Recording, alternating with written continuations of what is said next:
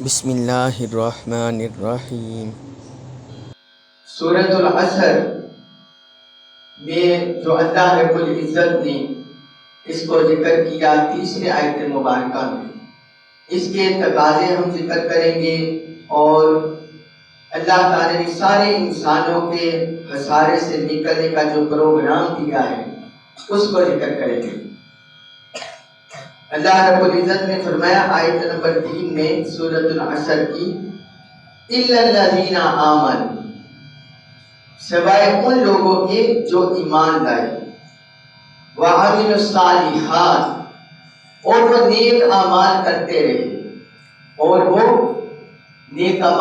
رہے، یہ ذکر ہے کہ کون کون سے لوگ خسارے میں نہیں ہیں اور وہ نیک اعمال کرتے رہے، وَتَوَاصَوْا بِالْحَقِّ، اور وہ معاشرے میں ایک دوسرے کو حق کی تلقین کرتے رہے، وَتَوَاصَوْا بِالصَّبْرِ، اور وہ باہم صبر کی تاکید کرتے رہے۔ تو اس آیت مبارکہ میں اللہ تعالی نے 4 تقاضے ذکر کیے ہیں انسانوں کے خسارے سے نکلنے کے۔ پہلا ایمان، دوسرا اعمال صالحہ، تیسرا تواصی بالحق، ایک دوسرے کو حق کی تلقین، حق کی تاکید، اور چوتھا تواصی بالصبر، ایک دوسرے کو صبر کی تاکید۔ یہ اللہ رب العزت نے 4 تقاضے اس آیت مبارکہ میں ذکر کر دیے۔ اب یہ جو پہلا ہے ایمان دراصل بنیاد ہے ہمارے باقی سارے معاملات کی، سارے دین کی۔ ایمان بنیاد ہے۔ اللہ تعالی نے قرآن میں 52 مقامات پر ایمان اور اعمال صالحہ کا ذکر کیا ہے۔ ان میں جب بھی ایمان اور اعمال صالحہ کا ذکر کیا ہے، رب نے ایمان کو مقدم رکھا ہے، اعمال صالحہ کا بعد میں ذکر کیا ہے۔ ایمان کس قدر غیر معمولی ہے۔ اب یہ جو عقیدہ کے ماہرین ہیں اور متقدمین ائمہ ہیں، انہوں نے ایمان کی تعریف کی ہے، اقرار باللسان و تصدیق بالقلب، زبان سے اقرار کرنا اور دل سے تصدیق کرنا، یہ ایمان کی تعریف ہے۔ ایمان کا تعلق اصل میں باطن کے ساتھ ہے، قلب کے ساتھ ہے، انسان کے دل کے ساتھ ہے ایمان کا تعلق۔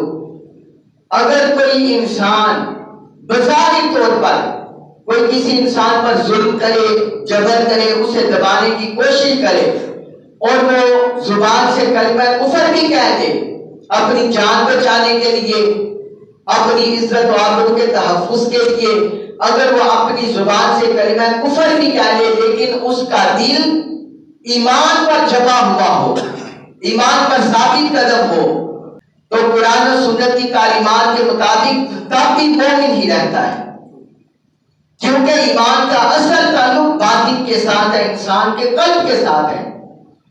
اس میں ایمان راسخ ہونا چاہیے، ایمان کو پختہ ہونا چاہیے۔ اور جو اعمال صالحہ کا تعلق ہے یہ انسان کے ظاہر کے ساتھ ہے۔ صالح اعمال کرنا، انسان کے جوارے، انسان کے اعضاء، ان کے ساتھ انسان اعمال صالحہ کا تعلق ہے۔ عبادات کرنی ہے ہم اپنے جسم سے کریں گے، نماز پڑھنی ہے نا، قیام، رکوع، سجدہ، یہ سارے ہمیں جسم سے نظر آ رہے ہیں۔ زکوٰۃ ادا کرنی ہے، ہمارا مال کے ساتھ تعلق ہے۔ حج کرنا ہے، حج کے ارکان ادا کرنے ہیں۔ روزہ رکھنا ہے، اس کو بھی ہم نے سحر افطاری کرنی ہے، اپنے جسم پر وارد کرنا ہے۔ تو اعمال صالحہ میں جو معاملات ہیں وہ انسان کے اعضاء سے، انسان کے جوارے سے ان کا تعلق ہے۔ اور جو ایمان ہے اس کا تعلق انسان کے باطن کے ساتھ ہے، انسان کے قلب کے ساتھ ہے۔ تو یہ ایمان اور اعمال صالحہ کا باہمی تعلق ہے۔ ایمان دراصل دل سے اللہ اور اللہ کے رسول صلی اللہ علیہ وسلم کو ماننے کا نام ہے، اور اعمال بھی جو اللہ اور اللہ کے رسول نے احکام ارشاد فرمائے، جو اعمال ہمیں عطا کیے، ان کو اپنے ظاہر سے بجا لانے کا نام ہے، اپنے ظاہر سے بجا لانے کا نام ہے۔ اب اس پر دلیل سنیے، سورۃ الحجرات آیت نمبر 14-15 میں اللہ رب العزت نے فرمایا قالت الاعراب آمنا، عرابی آ کر کہتے ہیں دیہات میں رہنے والے ہم ایمان لے آئے، قل لم تؤمنوا ولکن قولوا اسلمنا، اے حبیب آپ ان سے فرما دے تم ایمان نہیں لائے، تم ایمان نہیں لائے، بلکہ یہ کہو کہ ہم مسلمان ہو گئے ہیں۔ جو میں نے آپ کو بتایا اسلام کا تعلق ظاہری اطاعت سے ہے، تو فرمایا تم یہ کہو ہم مسلمان ہو گئے ہیں، ہم نے اطاعت کر دی ہے۔ وَلَمَّا يَدْخُلِ الْإِيمَانُ فِي قُلُوبِكُمْ، ایمان تو ابھی تمہارے دلوں میں داخل ہی نہیں ہوا، ایمان تمہارے دلوں میں داخل ہی نہیں ہوا۔ جو میں نے آپ سے ذکر کیا کہ ایمان کا تعلق قلب کے ساتھ ہے، باطن کے ساتھ ہے، تو اللہ رب العزت نے فرمایا ایمان تمہارے دل میں مضبوط ہی نہیں ہوا، تم نے ظاہری طور پر اطاعت کر لی، مسلمان ہو گئے، کلمہ پڑھ لیا، لیکن دلوں میں ایمان کو راسخ نہیں کیا، دلوں میں ایمان کو مضبوط نہیں کیا، لہذا مومن ہونے کے دعوے دار نہ بنو، بلکہ کہو ہم مسلمان ہوئے۔ وَإِن تُطِيعُوا اللَّهَ وَرَسُولَهُ لَا يَلِدْكُم مِّنْ أَعْمَالِكُمْ شَيْئًا، اگر تم اللہ اور اس کے رسول کی اطاعت کرو گے تو وہ تمہارے اعمال میں کچھ بھی کمی نہیں کرے گا۔ إِنَّ اللَّهَ غَفُورٌ رَحِيمٌ، بے شک اللہ بڑا مغفرت فرمانے والا نہایت مہربان ہے۔ یہ آیت مبارکہ بنو اسد بن حذیفہ ان کے بارے میں نازل ہوئی، یہ مدینہ شریف میں آگے یہ اسلام کا دعویٰ کرنے لگے، نمازیں بھی پڑھتے تھے مسلمانوں کے ساتھ، میل جول بھی کرتے تھے، سلام دعا بھی رکھتے تھے، ظاہری اطاعت بھی کرتے تھے، یہ سارے عمل کرتے تھے، اور لیکن اس کے ساتھ کیا کرتے تھے؟ مدینہ شریف کی بے حرمتی کرتے تھے، وہاں گندگی پھیلاتے، وہاں تعفن پھیلاتے، اور وہاں کے لوگوں کو معاشی طور پر وہاں اس طرح کے کام کرتے کہ لوگوں کو تنگی ہو، اس طرح کے کام کرتے، لیکن بظاہر مسلمان تھے، بظاہر اسلام کے احکام پر عمل پیرا تھے، تو اللہ رب العزت نے ان سے اسی بات کی نفی کی کہ تم مسلمان ہونے کا دعویٰ کرو، مومن ہونے کا دعویٰ نہ کرو۔ مومن اس وقت ہوگے جب اللہ اور اس کے رسول پر کامل ایمان لاؤ گے اور ان کے ساتھ محبت کرو گے اور ان کے ساتھ جس چیز کی نسبت ہے اس کا ادب و حیا کرو گے، اس کا ادب و حیا کرو گے، پھر بولو تم مومن ہو۔ تو ایمان انسان کے ہسارے سے نکلنے کی پہلی شرط ایمان کامل، انسان کے ہسارے سے نکلنے کی پہلی شرط ایمان کامل، کہ انسان کا ایمان کامل ہو۔ اس لیے اللہ رب العزت نے اسی سورۃ الحجرات کی اگلی آیت نمبر 15 میں فرمایا انما المؤمنون الذین آمنوا باللہ ورسولہ، مومن صرف وہی ہے جو اللہ اور اللہ کے رسول پر ایمان لاتے ہیں، ثم لم یرتابوا، پھر وہ اپنے دل میں کوئی شک و شبہ نہیں رکھتے، حضور کی ذات کے بارے میں، حضور کے فضائل کے بارے میں، حضور کے خصائص کے بارے میں، حضور کے معجزات کے بارے میں، حضور کے تصرفات کے بارے میں، حضور کے نسب کے بارے میں، حضور کے ادب کے بارے میں، پھر وہ کسی قسم کا شک و شبہ نہیں رکھتے، اللہ پر بھی کامل ایمان لے آتے، حضور پر بھی کامل ایمان لے آتے۔ وَجَاهَدُوا بِأَمْوَالِهِمْ وَأَنفُسِهِمْ فِي سَبِيلِ اللَّهِ أُولَٰئِكَ هُمُ الصَّادِقُونَ، جب وہ کامل مومن ہو جاتے ہیں رب نے فرمایا پھر وہ اللہ کی راہ میں اپنے مال بھی حج کرتے ہیں، اپنی جانیں بھی حج کرتے ہیں، اپنی جان و مال سے بھی جہاد کرتے ہیں، مجاہدہ کرتے ہیں۔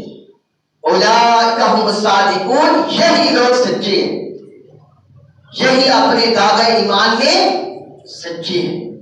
یعنی پھر ان سے اعمال کا مطالبہ کیا جاتا ہے کہ اللہ اور اللہ کے رسول کو مان کے اب دیکھتے ہیں، اب اپنا مال اپنی جان خرچ کر کے دکھاؤ۔ اگر تو مومن ہو تو پھر اپنا مال اور اپنی جان رب کی راہ میں حج کرنے سے دریغ نہیں کرو گے، پھر سستی کاہلی نہیں کرو گے، اور اگر تمہارے دل میں کچا ایمان ہے تو پھر طرح طرح کے بہانے بناؤ گے، طرح طرح کے جھوٹے عذر تراشو گے، بہانے بناؤ گے۔ اللہ پاک نے فرمایا یہ لوگ سچے ہیں۔ اعمال صالحہ، دوسری شرط انسان کے خسارے سے نکلنے کے ذکر کی، اور دوسرا تقاضا وَعَمِلُوا الصَّالِحَاتِ، اور وہ نیک اعمال کرتے رہے۔ اعمال صالحہ، جس طرح میں نے آپ سے ذکر کیا کہ اللہ تعالیٰ نے قرآن میں ایمان اور اعمال صالحہ ان کا آپس میں اتنا گٹھ جوڑ ہے، آپس میں اتنا تعلق ہے کہ اللہ تعالیٰ نے 52 مقامات پر آمنوا وعملوا الصالحات کہہ کر اکٹھا جوڑا ہے۔ ان میں سے ایک یہ مقام ہے سورۃ العصر کی آیت نمبر 3۔ اعمال صالحہ یہ دراصل 3 اعمال کا مجموعہ ہے۔ کتنے؟ 3 چیزیں اس میں ہیں، 3 اقسام ہیں، 3 قسمیں ہیں۔ نمبر 1 عبادات، نمبر 1 عبادات، نمبر 2 معاملات، اور نمبر 3 اخلاق۔ اگر انسان اللہ رب العزت کا کامل بندہ ہے، عبادت گزاری کرتا ہے، اللہ رب العزت نے فرمایا نمازیں پڑھو، پنجگانہ نمازیں فرض کر دی، بندہ سستی نہیں کرتا، پنجگانہ نمازوں میں حاضر ہوتا ہے، اگر کوئی رہ جائے قضا کر لیتا ہے۔ نماز، روزے، ماہ رمضان مبارک میں پھر حج بیت اللہ جو صاحب استطاعت ہو، پھر زکوٰۃ، نماز، روزہ، حج، زکوٰۃ، یہ ہے عبادات۔ کہ باری تعالیٰ نے جو حکم، پھر اس میں نیچے عشر بھی آ جاتا ہے، زکوٰۃ کے ساتھ عشر، اپنی ہر پیداوار میں سے عشر نکالنا، 10واں حصہ نکالنا،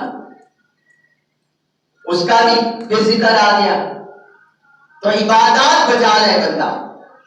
دوسرے ہے معاملات، محلوم کے ساتھ اچھا رویہ رکھے، جو رب نے حکم دیا، نکاح طلاق کے احکام دیے، معاملات کے احکام دیے، خرید و فروخت کے احکام دیے، عدل و انصاف کے احکام دیے، عدالتی نظام دیا، جتنے بھی یہ معاملات کے احکام دیے، بندہ پھر ان کو بجا لائے، ان پر عمل پیرا ہو۔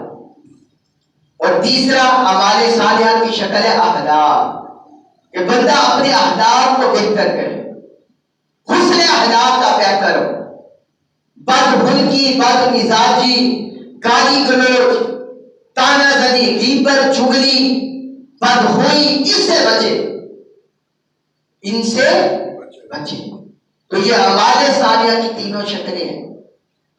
قرآن میں ایک جامع آیت مبارکہ ہے سورۃ البقرہ کی، اس میں اللہ تعالیٰ نے ایمان، معاملات، عبادات کو جوڑ دیا ہے۔ سورۃ البقرہ آیت نمبر 177، اللہ رب العزت نے فرمایا لیس البر ان تولوا وجوہکم قبل المشرق والمغرب، نیکی یہ نہیں ہے کہ تم اپنے چہرے مشرق کی طرف کر لو یا مغرب کی طرف کر لو۔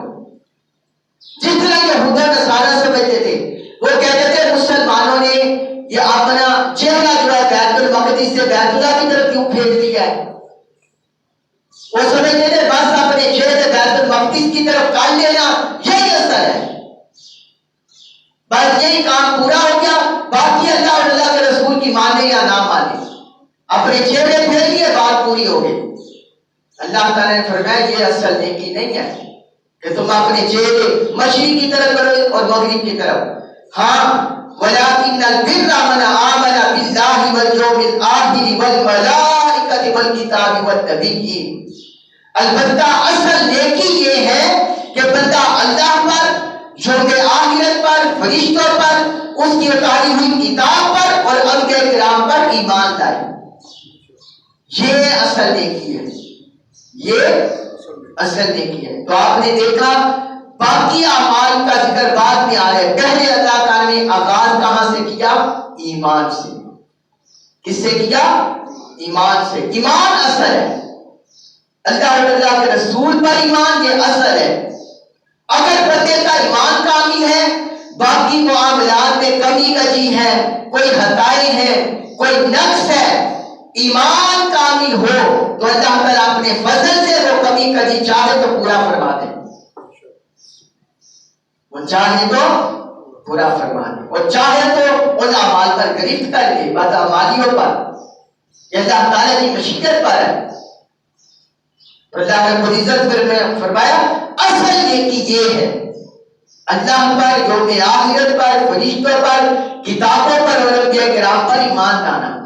تو مشرق مغرب کی طرف چہرے پھیرنے کو نیکی سمجھے گا اصل نیکی۔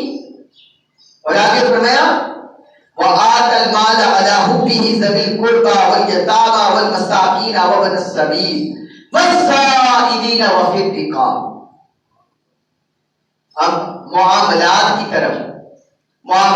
طرف اللہ رب العزت نے اس کے احکام ذکر کیے اور فرمایا کہ اللہ کی محبت میں اپنا مال خرچ کرو، اور جو بندہ اللہ کی محبت میں اپنا مال خرچ کرے رشتہ داروں پر، یتیموں پر، مساکین پر، مسافروں پر، سوال کرنے والوں پر، اور گردنوں کو آزاد کرانے میں، گردنوں کو آزاد کرانے میں اپنا مال اللہ کی محبت میں خرچ کرے۔ ایمان کے بعد اللہ تعالی نے معاملات کا ذکر کیا کہ اپنے مال، اب تمہارے ایمان کو جانچا جائے گا، پرکھا جائے گا، امتحان ہوگا کہ دیکھتے ہیں بندہ مومن ہو گیا تو اپنا مال اللہ کی محبت میں خرچ کرتا ہے یا نہیں، اللہ کی محبت میں خرچ کرتا ہے یا نہیں، یہ دیکھا جائے گا۔ تو فرمایا، تو اللہ تعالیٰ نے فرما دیا کہ آپ دیکھو قرابت دار تمہارے غریب ہے، مال خرچ کرتے ہو یا نہیں، یتیم ہے معاشرے میں، مساکین ہیں، مسافر ہیں، سوال کرنے والے ہیں، تو ان پر تم اپنا مال خرچ کرتے ہو یا نہیں، یا جس کی گردن قرض میں پھنسی ہوئی ہے یا کوئی قیدی ہو گیا ہے اس پر تم چھڑانے میں اپنا مال خرچ کرتے ہو یا نہیں۔ پہلے زمانے میں غلام ہوتے تو ان کی گردنوں کو آزاد کرایا جاتا تھا۔ تو فرمایا اب دیکھا جائے گا، معاملات کا ذکر کر دیا ساتھ ایمان کے، اور آگے فرمایا وَأَقَامَ الصَّلَاةَ وَآتَى الزَّكَاةَ، اور وہ نماز قائم کرے اور زکات ادا کرے۔ ایمان، پھر ایتاء مال، اور اب اقامت صلاۃ اور ایتاء زکات، نماز قائم کرنا اور زکات دینا۔ اللہ تعالیٰ نے صحت تندرستی دی ہے تو اب نماز قائم کرو، ہر حال میں نماز قائم کرو، بیمار ہو تب بھی نماز قائم کرو، اور مال دیا ہے اس میں سے زکات نکالو، اس میں سے زکات نکالو سال بعد۔ اور وَالْمُوفُونَ بِعَهْدِهِمْ إِذَا عَاهَدُوا، جب وہ عہد کرتے ہیں اس کو پورا کرتے ہیں، اپنے عہد کو پورا کرنے والے ہوتے ہیں، دھوکہ دہی نہیں کرتے، فراغ نہیں کرتے، اپنے وعدوں کو توڑنے والے نہیں ہوتے، بلکہ وعدوں کو پورا کرتے ہیں جب بھی وہ وعدہ کرے۔ اور پھر آگے معاملات میں فرمایا وَالصَّابِرِينَ فِي الْبَأْسَاءِ وَالضَّرَّاءِ وَحِينَ الْبَأْسِ، شدید تنگی کے حالات ہو، مصیبت ہو اور حالات بڑے کٹھن ہو تو اللہ رب العزت نے فرمایا وہ ہر حال میں صبر کرنے والے ہوتے ہیں، ہر حال میں صبر کرنے والے ہوتے ہیں، سختی میں، تنگی میں، کٹھن حالات میں، مشقت میں صبر کرنے والے ہوتے ہیں، ہر حال میں وہ صبر کرتے ہیں۔ اللہ تعالیٰ نے نعمتیں دی، شکرانے کی زندگی بسر کر لی۔ جب اللہ کی طرف سے کوئی تنگی تکلیف آ گئی، کوئی کاروبار میں رکاوٹ آ گئی، خسارہ ہو گیا، یا کوئی بیمار ہو گیا، کوئی بھی اللہ کی طرف سے آ گئی تو اس پر بندہ بے صبری کرے نہ شکری کرے نہیں۔ فرمایا وہ تنگی میں، سختی میں، کٹھن حالات میں صبر کرنے والے ہوتے ہیں، صبر کرتے ہیں۔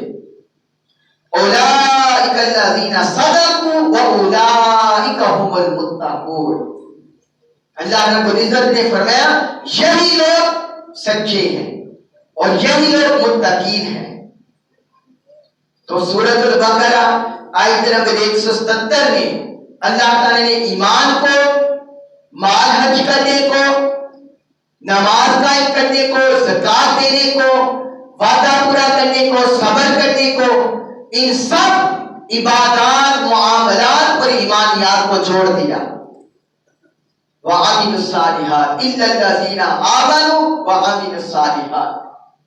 یہ بنیادی شرائط ہیں کہ پہلا ایمان اور بعد میں دوسرا اعمال صالحہ۔ یہ بندہ جو ان کی سیڑھی پر چڑھتا چلا جاتا ہے، عمل کرتا چلا جاتا ہے، خسارے سے نکلتا جاتا ہے۔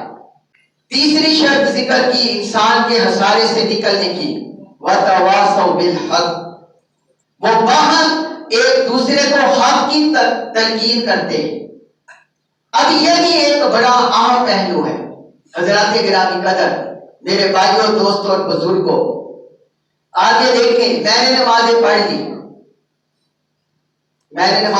لی، ہمارے محترم اسلم گرائے صاحب نے نمازیں پڑھ لی، ملک صاحب نے، حاجی صاحب نے، آپ میں سے جو نمازیں پڑھ لی ہم نے، اس میں میرا فائدہ ہے یا معاشرے کا؟ اپنا فائدہ ہے یا معاشرے کا؟ اپنا ہی فائدہ ہے۔ جس نے نماز پڑھ لی، روزے رکھ لیے، حج کر لیا، زکات ادا کر لی، اچھے حالات اختیار کر لیے، تو اس کا اپنا فائدہ ہے۔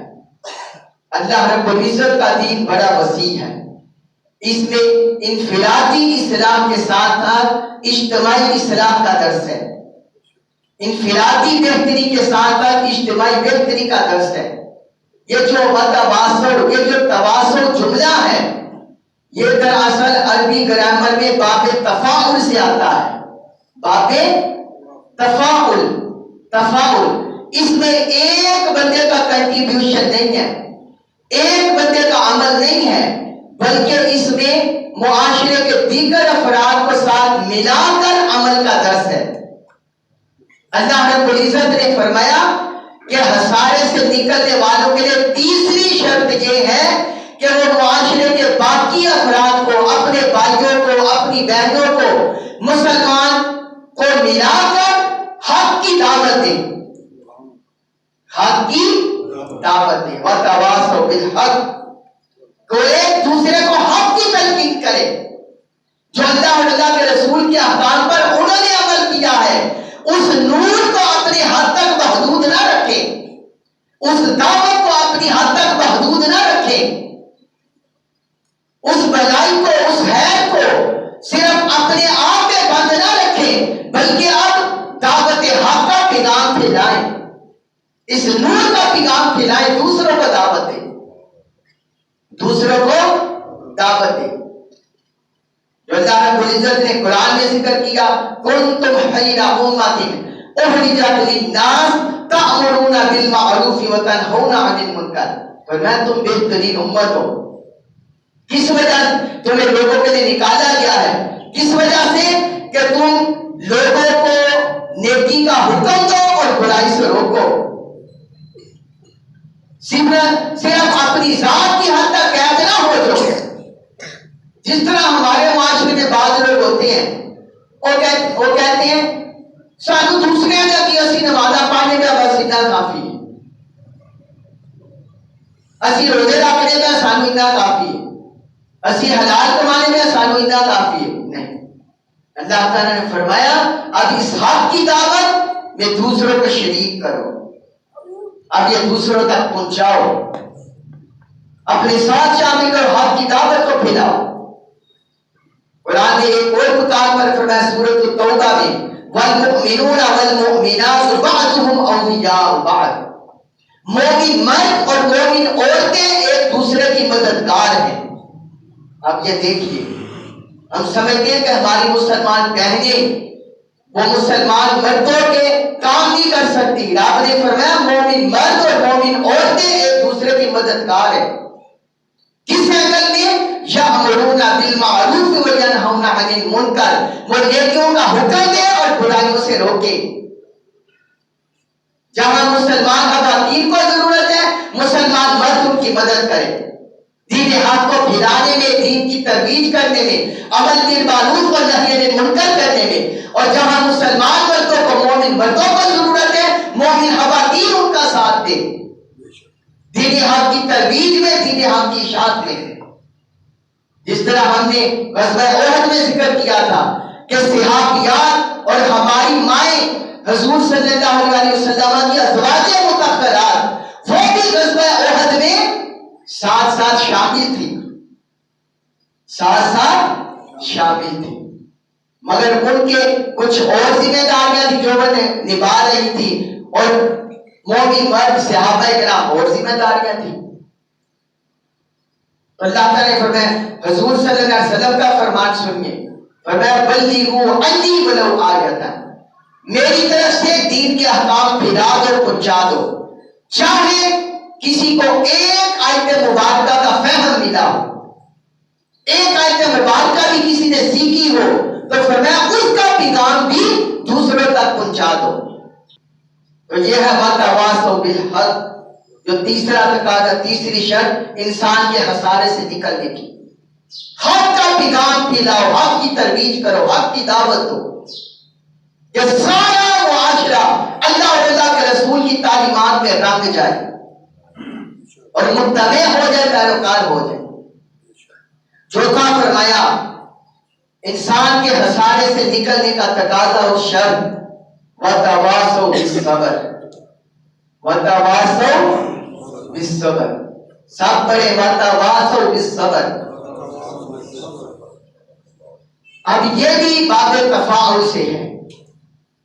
عربی نحو میں جو میں نے آپ کو بتایا یہ باب تفاعل سے ہے. اس میں بھی ایک بندے کا عمل نہیں ہے، اس میں بھی جماعت کا عمل ہے، اجتماعیت کا عمل ہے کہ ایک دوسرے کو صبر کی تلقین کرتے ہیں. جب آپ نے حق کی دعوت دینی ہے، ہم نے حق کی دعوت دینی ہے، کیا سارے لوگ ہمارے ہم آواز ہوں گے؟ کیا ہم لبیک کہیں گے؟ نہیں. معاشرے میں تانازری کرنے والے بھی لوگ ہوتے ہیں، تعصب کرنے والے بھی ہوتے ہیں، حسد کرنے والے بھی ہوتے ہیں، گالی گلوچ کرنے والے بھی ہوتے ہیں، بد اخلاقی سے بد مزاجی سے پیش آنے والے بھی ہوتے ہیں. تو رب نے فرمایا ان کے مقابلے میں تم نے بد اخلاق، بد مزاج، گالی گلوچ نہیں کرنی، بلکہ کیا کرنا ہے؟ صبر. کیا کرنا ہے؟ صبر. وَتَوَاصَوْا بِالصَّبْرِ، حق کی راہ صبر کا تقاضا کرتی ہے. سورۃ ابراہیم میں اللہ تعالیٰ نے بعض انبیاء کرام کا ذکر کیا، ان کی دعوت کا ذکر کیا. ان کی قوم نے کہا، ان کی اقوام نے جن جن قوموں میں بھیجے گئے تھے کہ ہم تمہیں اپنے ملک سے نکال دیں گے، اپنے علاقے سے نکال دیں گے، یا تم پر اتنا جبر کریں گے، ظلم کریں گے کہ تمہیں اپنے دین کی طرف پھیر دیں گے. اب ان کے انبیاء نے جواب دیا، وہ کہتی ہیں سورۃ ابراہیم آیت نمبر 12 میں وَلَنَصْبِرَنَّ عَلَىٰ مَا آذَيْتُمُونَا، تم جتنی اذیت، جتنی تکلیف ہمیں دو گے، ہم اس پر تمہارا مقابلہ نہیں کریں گے، تم پر ظلم نہیں کریں گے، بلکہ جتنی زیادہ تم ہمیں اذیت دو گے ہم اتنا ہی زیادہ صبر کریں گے، اتنا ہی زیادہ صبر کریں گے. دعوت حق تقاضا کرتے ہیں صبر کا. حضرت موسیٰ علیہ السلام کی قوم بنی اسرائیل پر بڑے ظلم ہوئے. فرعون نے آپ کو پتہ ہے ان کے بچوں کو پیدا ہوتے ہی ذبح کر دیتا تھا، قتل کر دیتا تھا، اور ان کی خواتین کو، ان کے مردوں کو اس نے لوڈیا غلام بنا رکھا تھا. حضرت موسیٰ علیہ السلام کی بے عزت ہو گئی. قوم نے کہا اے موسیٰ، جس وقت تم ہمارے پاس نہیں آئے تھے اور اب جب تم آ چکے ہو، پہلے بھی ہمیں اذیت پہنچی تھی، اب بھی اذیت پہنچ رہی ہے، تمہارے آنے کا کیا فائدہ ہوگا؟ تمہاری بے عزت کا کیا فائدہ ہوگا؟ حضرت موسیٰ علیہ السلام کا اپنی قوم کو جواب سنیے. انہوں نے فرمایا وقال موسیٰ لقومہ استعینوا باللہ واصبروا، اے میری قوم اللہ سے مدد چاہو اور صبر کرو. اللہ سے مدد چاہو اور صبر کرو. استعانت باللہ اور صبر، دعوت حق اور صبر جڑے ہوئے ہیں. یہ ہمارے معاشرے میں یہ جو کوئی داعش کے نام سے نکل آیا، کوئی دہشت گرد کے عنوان سے نکل آئے، یہ سارے راہ حق سے بھٹکے ہوئے لوگ ہیں. دعوت حق کا تقاضا یہ ہے کہ بندہ دعوت حق دے، ساتھ صبر کرے. خود کچھ حملے مسلمانوں کو قتل کرنا یا نہتے افراد کو مار دینا، مظلوموں کو قتل کرنا، اسلام میں اس کی کہیں اجازت نہیں ہے۔ حضور صلی اللہ علیہ وسلم اور صحابہ کرام پر مکہ مکرمہ کی 13 سالہ زندگی میں کتنا ظلم ہوا؟ کیا حضور نے یا کسی صحابی نے کسی بندے کو ناحق قتل کیا؟ نہیں کیا۔ مدینہ شریف میں بھی نہیں کیا۔ کتنے مظالم ہوئے مکہ مکرمہ کی 13 سالہ زندگی میں؟ مدینہ شریف میں جب آپ گئے پھر جنگیں مسلط کی گئی، فتح مکہ کا دور آ گیا، سارے لوگ حضور کے سامنے کھڑے تھے جنہوں نے آپ پر ظلم کیا، آپ کے خاندان والوں پر ظلم کیا، صحابہ کرام پر ظلم کے پہاڑ توڑے، سارے کھڑے تھے۔ فرمایا بتاؤ میں تمہارے ساتھ کیا سلوک کروں گا؟ کہنے لگے آپ تو بڑے قریب ہیں، آپ کے باپ دادا بھی بڑے قریب تھے، ہمیں آپ سے کرم کی امید ہے۔ حضور نے فرمایا جاؤ، لا تثریب علیکم اليوم اذهبوا فانتم الطلقاء، جاؤ آج کے دن تم پر کوئی مواخذہ نہیں، چلے جاؤ آج کے دن تم آزاد ہو۔ حضور نے ظلم کا بدلہ ظلم سے نہیں لیا۔ تبلیغ میں جو مظالم ہوئے اس کا ظلم سے بدلہ نہیں لیا، صبر کیا۔ صحابہ اکرام کو بھی صبر کی تلقین کی تو اللہ رب العزت نے یہ 4 تقاضے 4 شرائط ذکر کی۔ اے انسان اگر کاملاً حصارے سے نکلنے چاہتے ہو، گھاٹے سے نکلنا چاہتے ہو، ایمان، پھر اعمال صالحہ، پھر حق کی تلقین اور پھر صبر کی تاکید، ان 4 تقاضوں سے اپنی زندگی کو مزین کر لو، کاملاً خسارے سے نکل جاؤ گے۔ اللہ تبارک و تعالیٰ سے دعا ہے کہ رب تعالیٰ یہ 4 تقاضے ہمیں پورا کرنے کی توفیق عطا فرمائے۔